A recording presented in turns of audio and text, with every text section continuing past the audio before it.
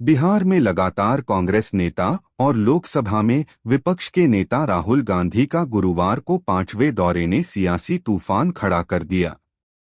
वहीं शिक्षा न्याय संवाद कार्यक्रम के लिए बिहार के दरभंगा पहुंचे राहुल गांधी और जिला प्रशासन के बीच अंबेडकर छात्रावास में आयोजन को लेकर तनातनी इतनी बढ़ गई कि मामला सड़कों पर आ गया।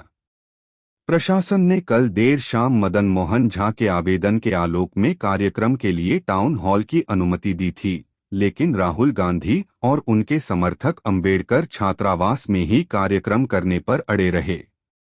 आखिरकार पुलिस की रोक और धारा 163 के बावजूद राहुल गांधी पैदल चलकर अंबेडकर छात्रावास पहुंच गए, जहां उन्होंने छात्रों को संबोधित किया। इस सनसनीखेज घटनाक्रम ने बिहार की सियासत को गरमा दिया और सोशल मीडिया पर भी हंगामा मचा हुआ है। हमने 3 मांगे की हैं। सबसे पहले जाति जनगणना, सही तरीके का जाति जनगणना जो हमने तेलंगाना में किया। दूसरी बात,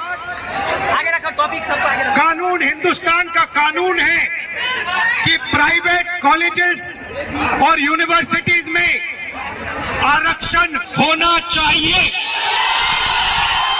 और ना नरेंद्र मोदी ना बिहार की सरकार उस कानून को लागू कर रही है। इसीलिए हम उन पर दबाव डालेंगे और जब तक, मैं बता रहा हूं, जैसे मैं यहां आया हूं ना, रोक नहीं पाए वैसे ही नहीं रोक पाएंगे जब तक इन्होंने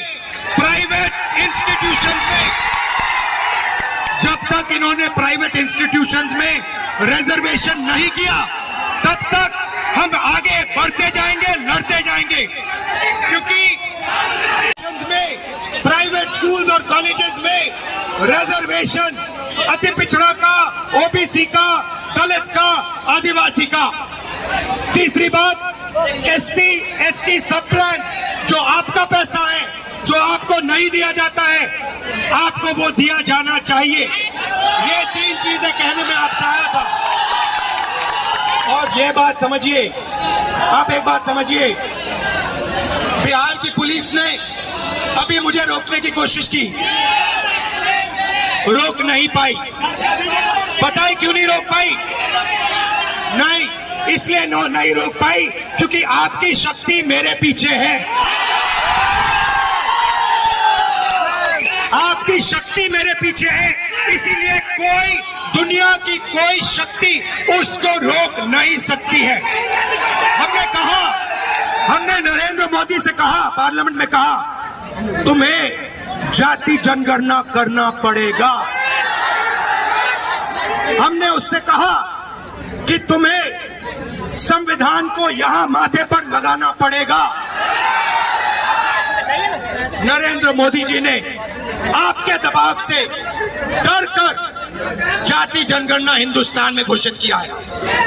आपके दबाव से डर कर उन्होंने कॉन्स्टिट्यूशन अपने माथे पर लगाया है। मगर वो लोकतंत्र के खिलाफ है, संविधान के खिलाफ है, जाति जनगणना के खिलाफ है। और जो 90% हिंदुस्तान की गरीब आबादी है, अति पिछड़ा, दलित, आदिवासी, माइनॉरिटीज, ये इन सब के खिलाफ है।